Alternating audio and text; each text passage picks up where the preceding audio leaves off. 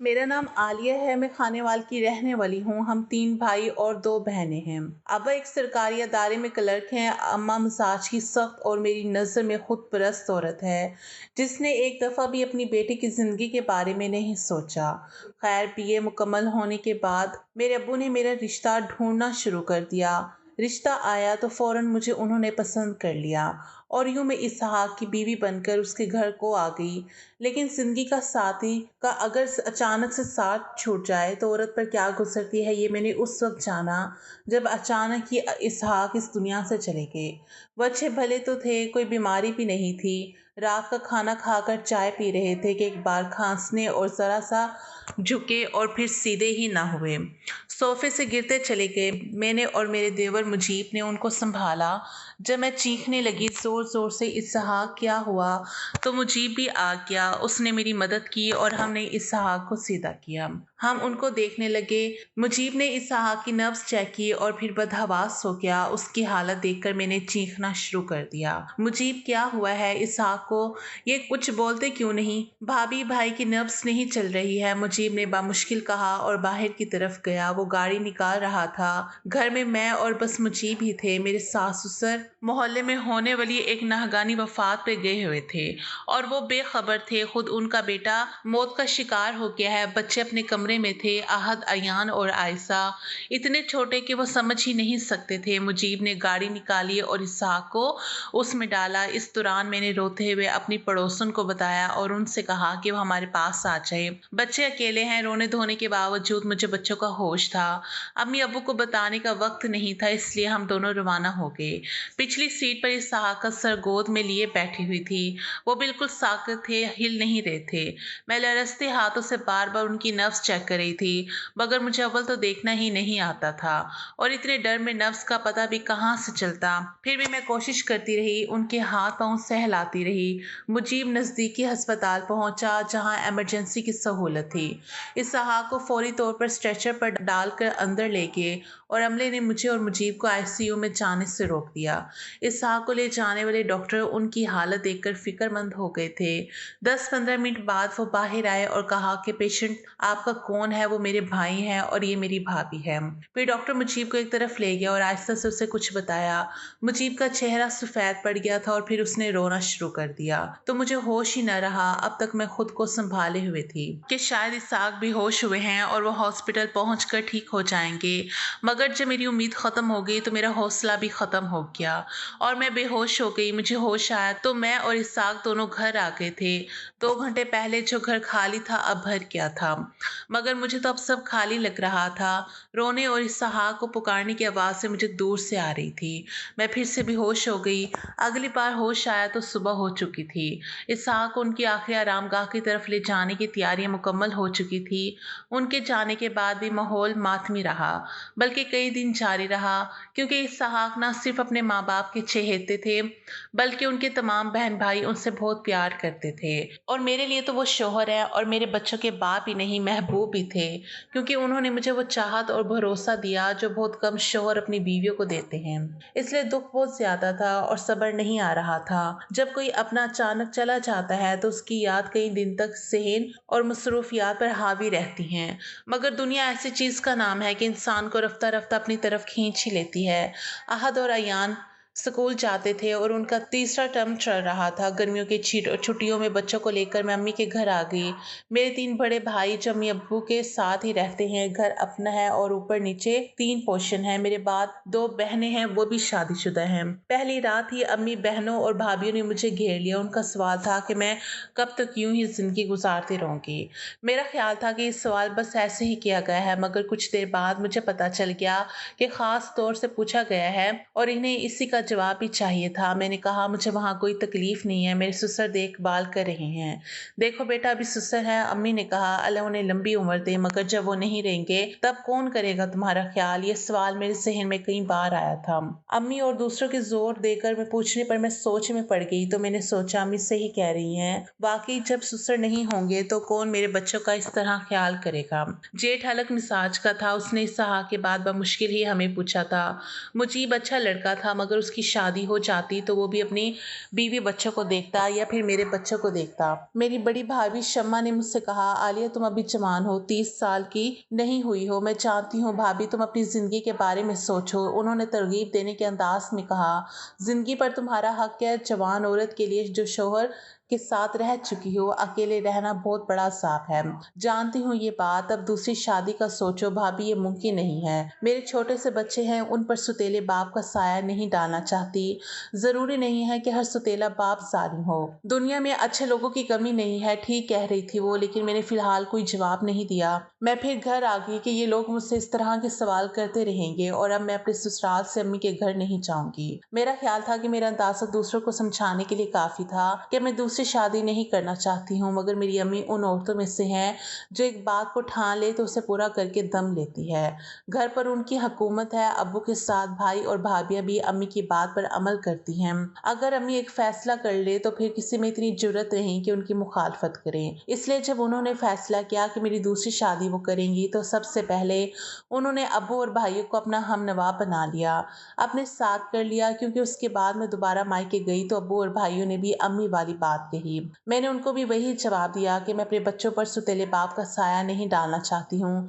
कई महीने तक ये सिलसिला चलता रहा, फिर अचानक अम्मी और दूसरे घर वाले उन्होंने अपना फैसला बदल लिया और फिर एक दिन अम्मी और अब्बू मेरे बड़े भाई के साथ मेरे ससुराल आ गए। मैं समझी कि मिलने आए हैं मुझसे, बेटी का दुख दर्द बांटने आए हैं, मगर वो तो मेरी सास और ससुर से मेरी दूसरी शादी का जिक्र छेड़ने आए थे।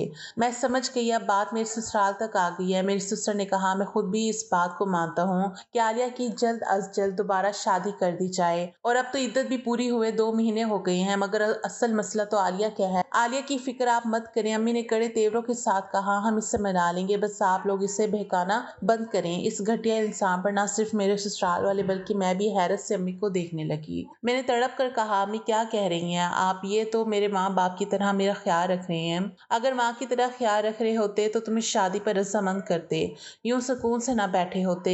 मेरे ससुर ने गुस्सा जब्त करते हुए कहा, बहन आप हम पर इल्जाम लगा रही हैं। ये इल्जाम नहीं है, अगर खुदा न खास्ता आपकी बेटी यूं बेवा हो जाए तो क्या आप उसकी दूसरी शादी की फिक्र नहीं करेंगी? औरत का सहारा कौन होता है, उसका शोहर ना। आलिया को सहारे की जरूरत नहीं है क्या? अम्मी ने इस अंदाज से कहा कि बेचारे वो लोग लाजवाब हो गए।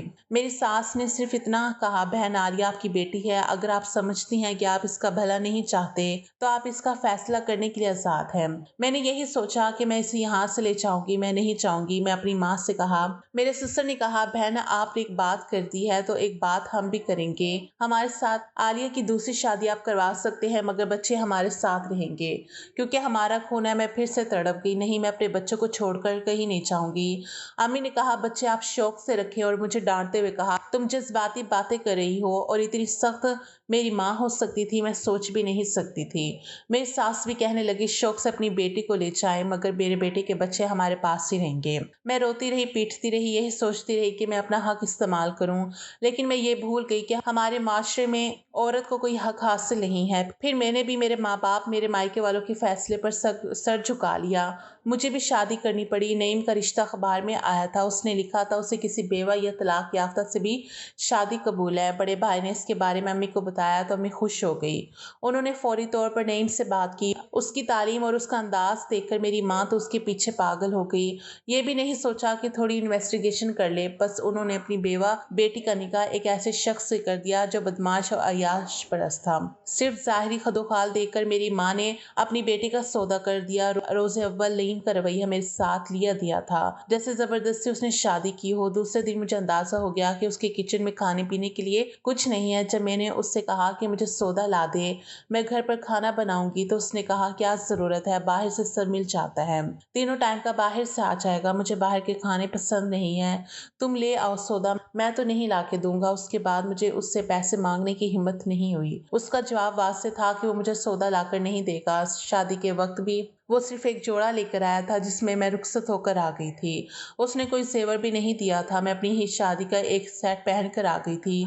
न जाने मेरी छठी हिस्सी या कोई और चीज़ थी, कुदरत मेरा साथ दे रही थी इस बात में कि मैं अपना सारा जेवर अम्मी के पास मैंने लिखवा दिया था कि बाद में ले जाऊंगी। शादी के हफ्ते बाद नईम ने मुझसे कहा कि चलो कहीं हनीमून पर चलते हैं। मैंने भी बेदिली से कहा कि कहाँ चलेंगे, पहाड़ी इलाके में, और फिर मैंने ना चाहते हुए भी रजामंदी जाहिर कर दी। अम्मी के घर पहुंची तो अम्मी ने मेरी हालत देखकर कहा कि कितनी कमज़ोर हो गई हो तुम। अम्मी को अब भी एहसास हो रहा था कि नईम बहुत अच्छा इंसान है, और कहा कि तुम आयशा के लिए नईम से बात करो, वो भी बहुत छोटी है, वो उसे तो तुम्हारे पास रखने पर राजी हो सकता है।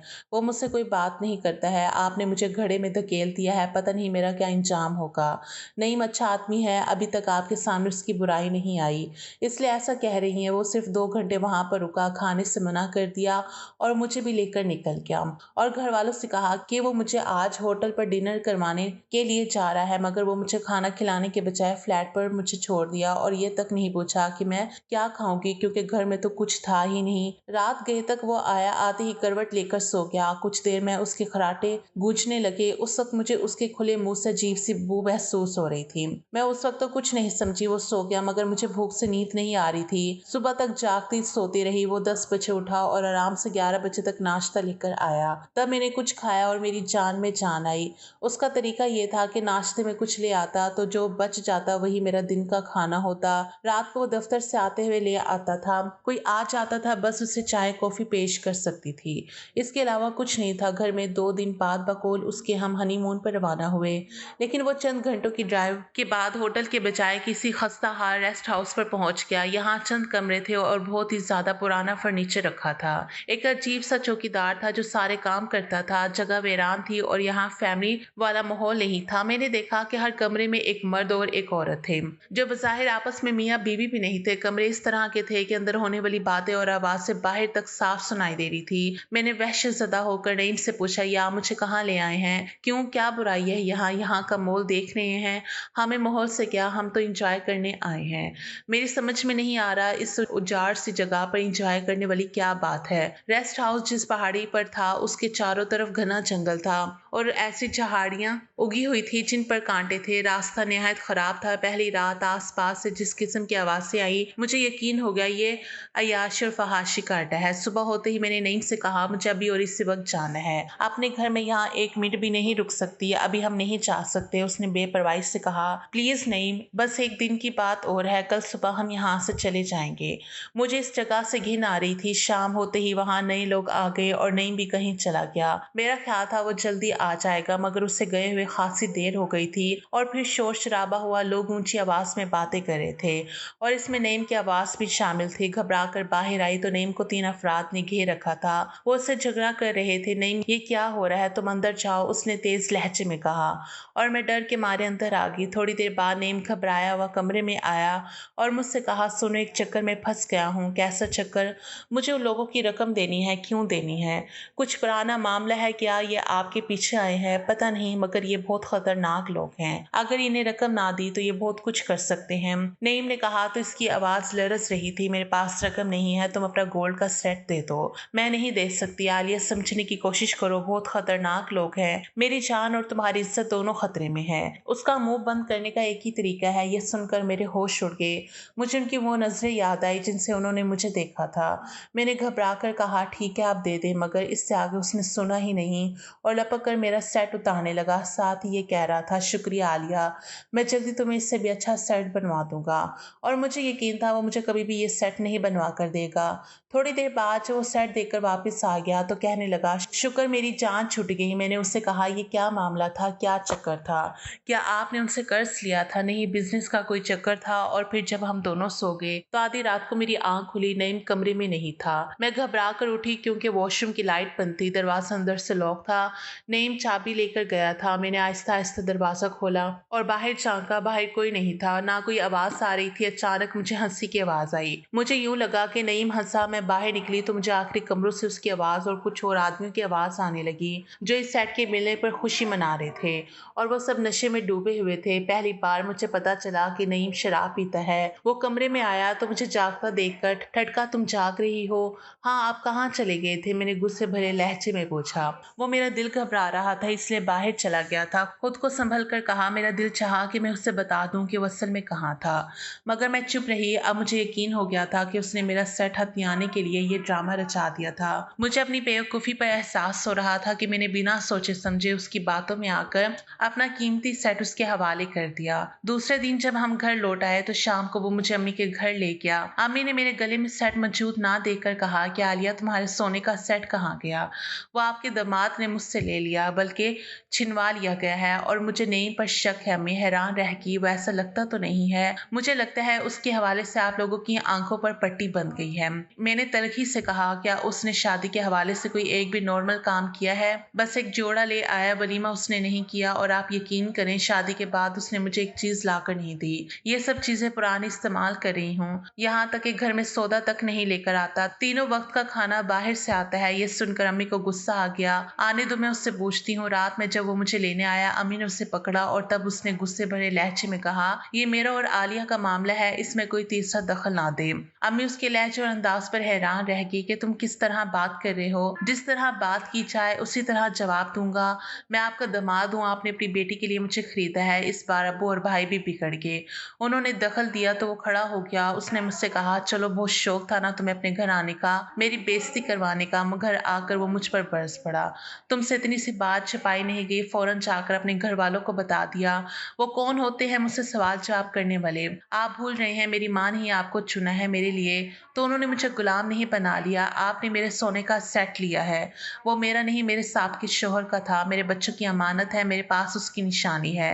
तुम्हारी हर चीज पर मेरा हक है। उसने उंगली उठाकर एक लफ्ज पर जोर देते हुए कहा।